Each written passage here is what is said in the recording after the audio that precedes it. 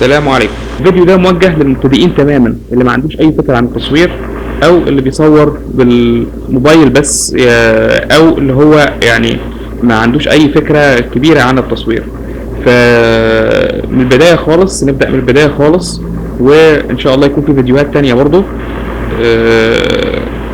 في البدايه بنحب نقول يعني نبذه تاريخيه سريعه كده بس. من زمان طبعا الناس كان عندها ولع انها تحبس الضوء.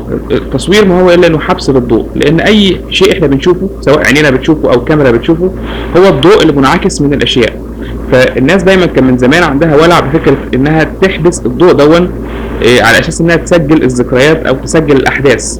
طبعا زمان قبل ما يتم اكتشاف التصوير كان الحل الوحيد لتسجيل اي احداث هو الرسم. فالبدايه الحقيقيه للتصوير هو فن الرسم، الناس كانت بتسجل الوقائع بالرسم. لكن مع القرون الوسطى، في بلاد العرب تحديدا، بدات فعلا المحاولات اللي هي ازاي نسيطر على الضوء. وطبعا كلنا عارفين تجارب ابن الهيثم في انه عمل فتحه في حيطه والصوره انعكست بالمقلوب على الحيطه من جوه. لكن كانت المشكله بتواجه الناس ان هم ازاي يحتفظوا بقى بالصوره دي. ما كانش قبل القرن ال19 لما بدات مع تقدم علم الكيمياء، بدا اكتشاف في فرنسا وانجلترا اللي هي المواد اللي بتتفاعل مع الضوء. المواد اللي بتتفاعل مع الضوء اللي هي لما الضوء يقع عليها بتغير طبيعته، ممكن تحرق اماكن او تتغير مثلا شكل اماكن. فكده يبقى احنا لقينا وسيله ان احنا نحتفظ بالضوء. ففعلا بدات التجارب من سنه 1800، وظهرت اول طريقه لحبس الضوء اللي هي كانت طريقه اسمها طريقه السطح المبلول. يعني كان ساعتها لازم نجيب سطح سواء معدن او ازاز ويدهن عليه الكيماويات دي، وتتاخد الصوره وتتحمض وتطبع كل ده في نفس الوقت، يعني لازم قبل ما ينشف. عشان كده كانوا بيسموها طريقه السطح المبلول. طبعا الطريقه دي كانت صعبه جدا، وكانت بتؤدي ان هو الشخص اللي عايز يصور ده، طبعا دي اللي هي الكاميرا اللي كنا بنشوفها زمان في الافلام القديمه خالص، اللي هي الواحد بيغطي راسه كده ويخش تحت، وهي دي كانت طريقه السطح المبلول. فكان طبعا عدد قليل جدا من الناس اللي ممكن يستعمل التصوير، ما كانش متاح للناس كلها، وكان شيء صعب جدا. عايز يصور خارجي لازم ياخد معاه عربيه كبيره جدا وياخد معاه خيمه، لان طبعا لازم الكلام ده يتم في اوضه ضلمه. وكان يبتدي يحط الكيماويات على السطح بتاعه ويحطه في الكاميرا وياخد الصوره ويحمضها، كل ده جوه الخيمه، كل ده في نفس الوقت قبل ما الكيماويات تنشف، والا كانت مش هيطلع صوره.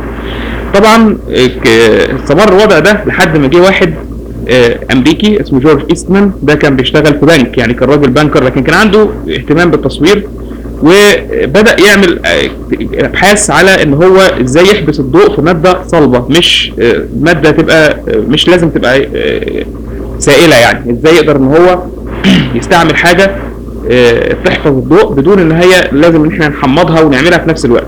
فعلا اكتشف انه ممكن يستعمل مواد زي الجيلاتين والسليلوز، وبدأ ان هو يعمل الفيلم الجاف. الكلام ده 1878، واتطور الوضع معاه، وهو ده كانت بدايه شركه كودك. جورج ايستمان ده اللي اسس شركه كودك، اللي هي اول شركه عملت الافلام الجافه. وسنه 1900 طلع اول كاميرا منفصله وفيلم منفصل. الفيلم ده ممكن تشتريه وتركبه في الكاميرا، يعني مش تشتريه في اي وقت وتركبه وقت ما انت عايز، مش لازم يكون في نفس الوقت. وبعد ما تصور بتطلعه وممكن يتحمض في اي وقت برضه، وبتوديه يتحمض وتطلع الصور. فهنا اصبحت التصوير متاح لكل الناس. ويمكن هنا التصوير عامل زي العربيات، اللي اكتشف العربيات راجل الماني كارل بنز، لكن اول واحد خلى العربيات دي ممكنه لكل الناس هو هنري فورد، طبعا لما عملها على الانتاج الكبير. فجورج ايستمان الفضل يرجع ليه ان هو خلى فكره التصوير متاحه لكل الناس، ما كانتش حكره وخلاها سهله جدا. لكن يهمنا هنا في القصه دي كلها ان الفيلم اللي عمله جورج ايستمان دون كان العرض بتاعه 35 ملم، 3.5 سم. ليه 35 متر؟ ما نعرفش، يعني هو عمله 35 ملم. فالعرض بتاع الفيلم ده كان 35 ملم. الرقم ده هو اللي احنا عايزين نفتكره كويس. طبعا استمر الوضع ده لحد التسعينات من القرن العشرين، بدأت الكمبيوتر وبدأ التصوير الديجيتال.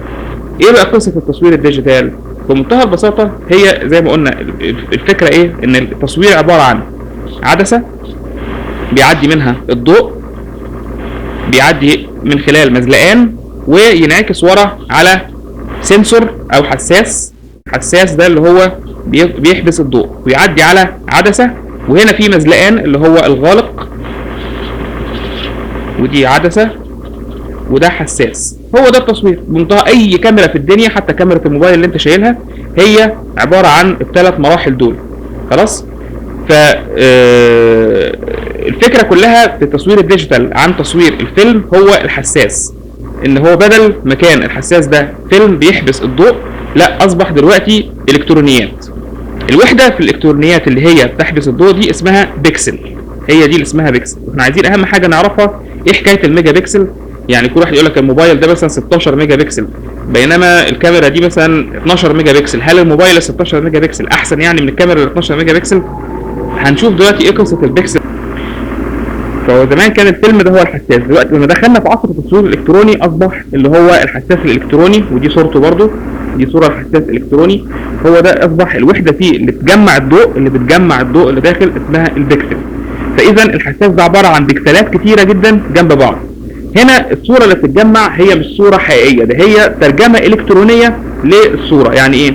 يعني في النهايه هو الحساس ده عباره عن كمبيوتر. فاللغه بتاعت الكمبيوتر اللي بيسموها اللغه الثنائيه اللي هي لغه الترميز 1 1 0 0 1 1، هي دي الصوره. يعني الصوره على الحساس في الواقع مش صوره غير الفيلم. الفيلم لو انت كنت شفته كده في النور كنت هتشوف ان هي صوره بس كانت نيجاتيف، يعني عكس الواقع. الحاجه اليمين يمين، اليمين شمال والشمال يمين، واللون الابيض اسود والاسود ابيض، فده بيسموها نيجاتيف، وكنت تطبع منه بوزيتيف. انما هنا دي مش صوره حقيقيه، دي عباره عن ترجمه الكترونيه للاشاره اللي داخله للصوره اللي هي. وبالتالي الصوره دي ما بقتش لسه صوره، انا لازم دلوقتي عشان اشوفها محتاج جهاز.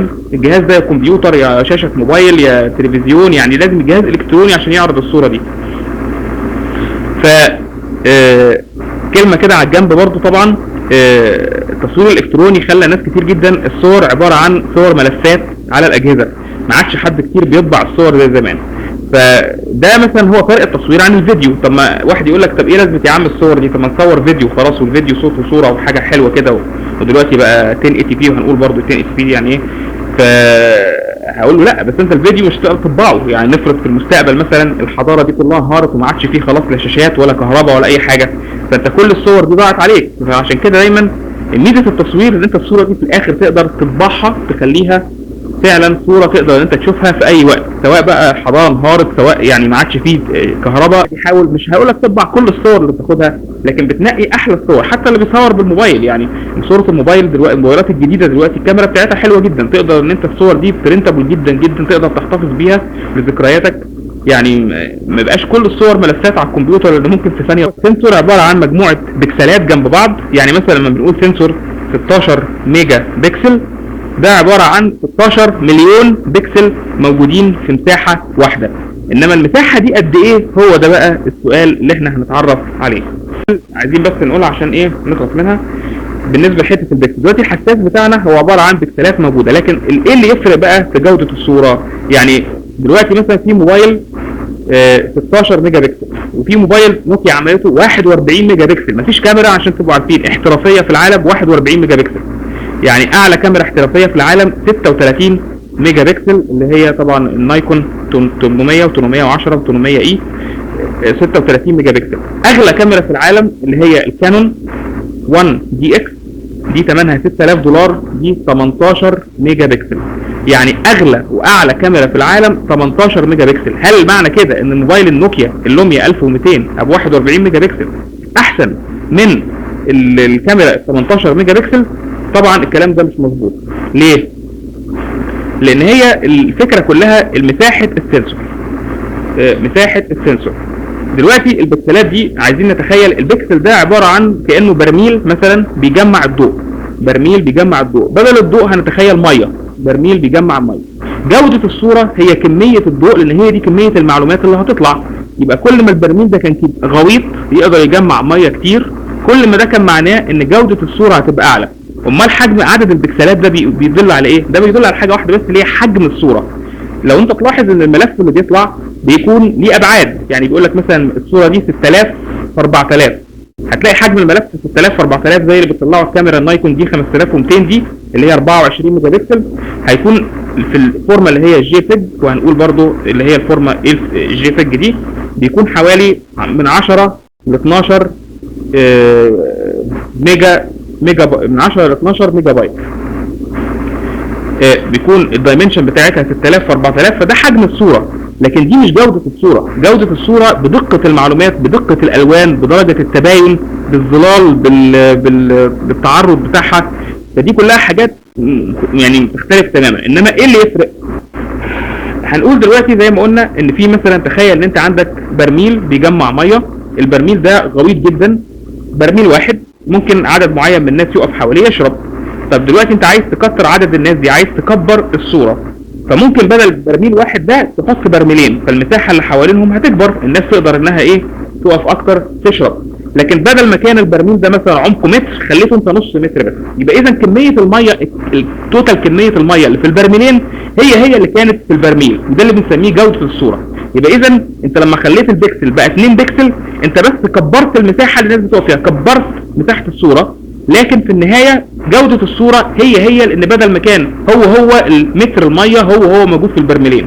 طب بدل ما اخليهم برميلين اخليهم 4، فالناس هتكتر اكتر، لكن بدل ما كان كل برميل نص متر انا هخليه ربع متر. يبقى اذا الاربع براميل دول كجوده يقابلوا البرميل الواحد، لان كميه الضوء اللي هي كميه الميه اللي هي كميه الضوء اللي هيجمعوها الاربعه دول زي اللي بيجمعها الواحد ده. كل الفكره ان المساحه كبرت، بقى ممكن ناس اكتر تقف تشرب من حوالين الاربع براميل.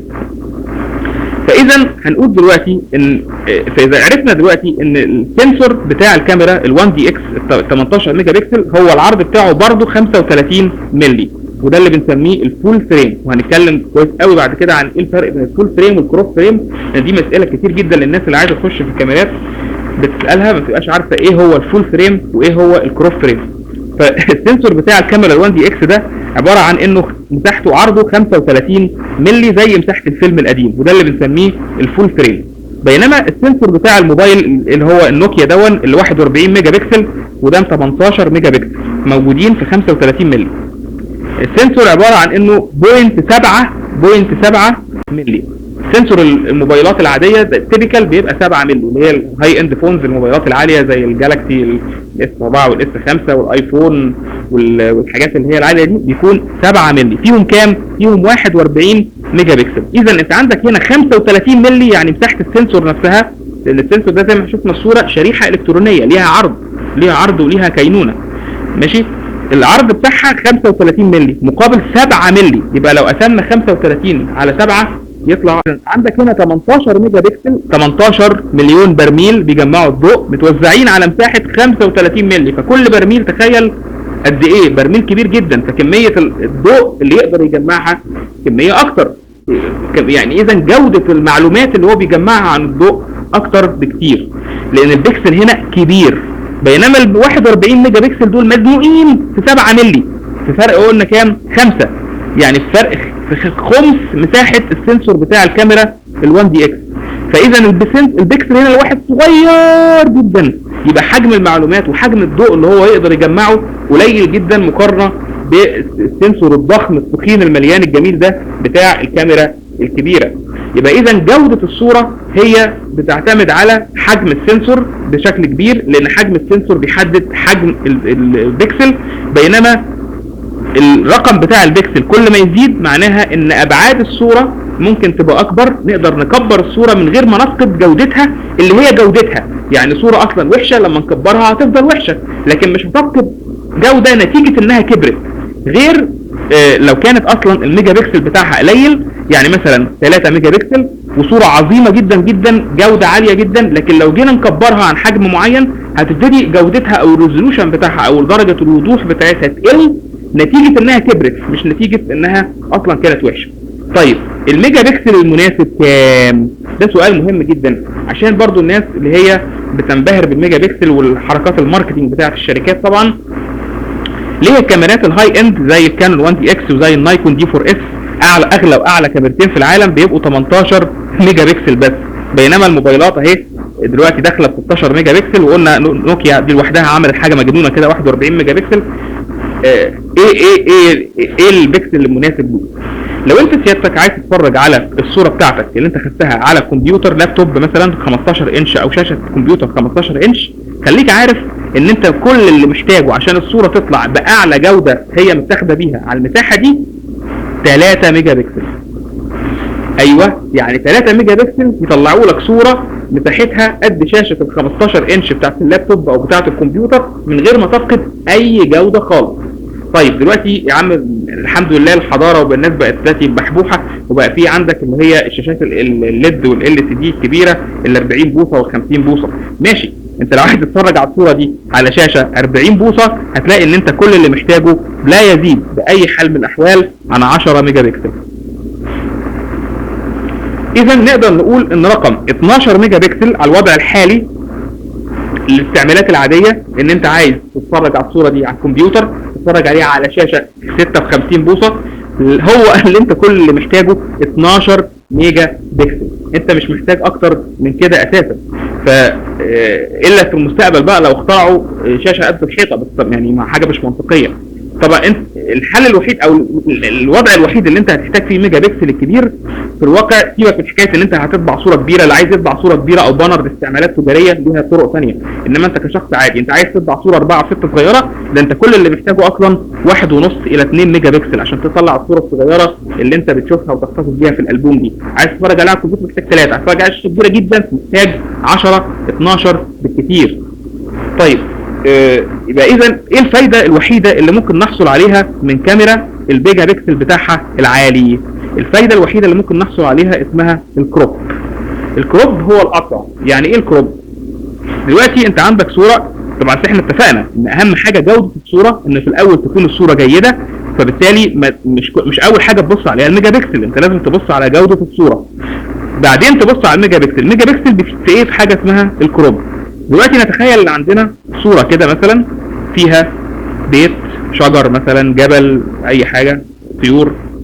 الصوره دي انت لقطتها، بس انت بعد ما شفتها انت مش محتاج ان الفريم ده يبقى كله كده، مش كل الحاجات دي تظهر في الفريم، انت محتاج جزء بس من الفريم ده هو اللي انت عايز تطلعه. فممكن على الكمبيوتر، وده باي برنامج الاوفيس العادي جدا بيعمله، تعمل حاجه اسمها كروب، يعني تقطع جزء من الصوره دي وتخليه هو ده الصوره، او بيسموها ري فريمنج، يعني اعاده ان انت تعمل فريم.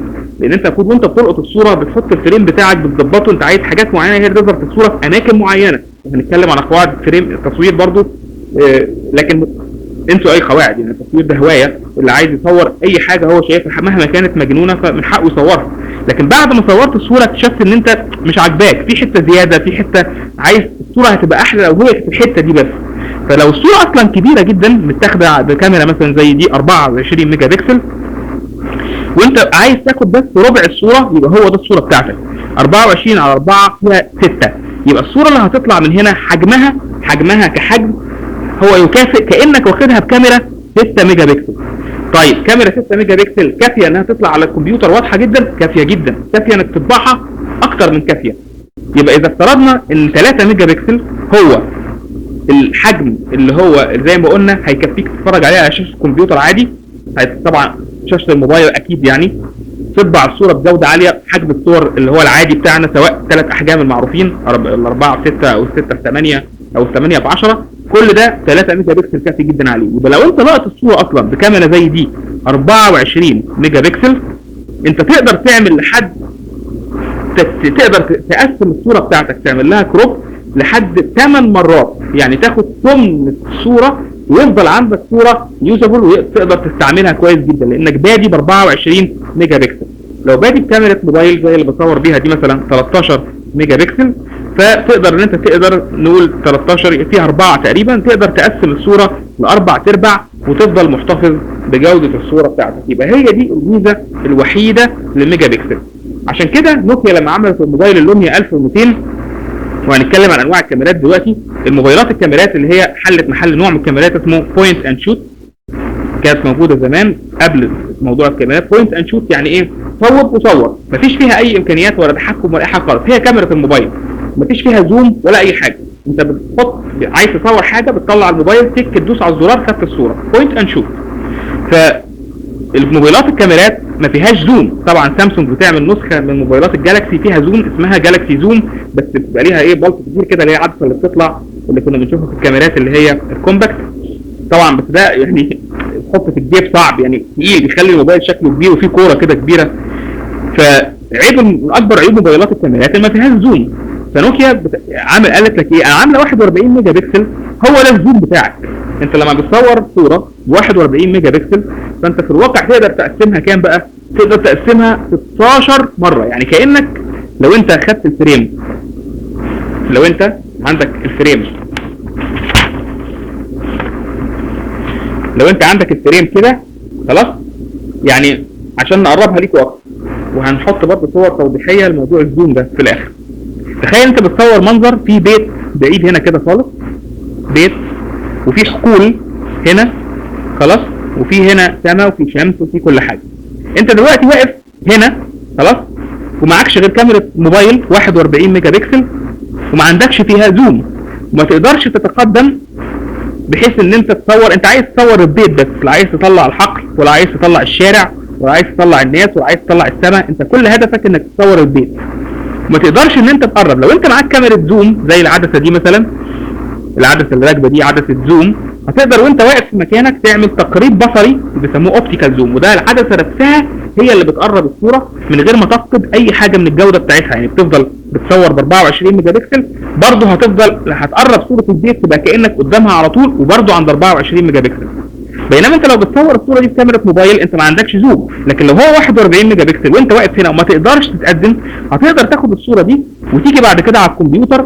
بس نوكيا كمان حاطه الاوبشن ده على الموبايل نفسه، لان هي عارفه يعني، حطها على الموبايل نفسه سوفت وير بسيط جدا، وتقدر تحدد البيت ده بس وتروح قاطعه عامله كروب، ماشي، تقدر تعمله كروب وتاخده يبقى هو ده الصوره. يبقى كده كانك عملت زوم على البيت وقربت على البيت رغم ان انت واقف بعيد، لكن لان الصوره اصلا مساحتها كبيره جدا، فتقدر لدرجه لو كان البيت ده اكتر من انه 16 جزء من الصوره، واحد على 16 من الصوره، تقدر تطلع، لازلت تقدر تطلع بصوره يوزابل، تقدر تستعملها، تقدر تعمل لها برنت، تقدر تتفرج عليها على الكمبيوتر من غير ما تحس انها مزغلله او ان فيها جوده قلت نتيجه انها كبرت، مش نتيجه طبعا قدرات زي ما قلنا الموبايل نفسه او قدرات السنسور الصغير على جمع الضوء، لكن هي الصوره نفس الجوده بتاعتها لما كانت البيت لو كان كبير عن لما قربته، لان هي الصوره اصلا كبيره.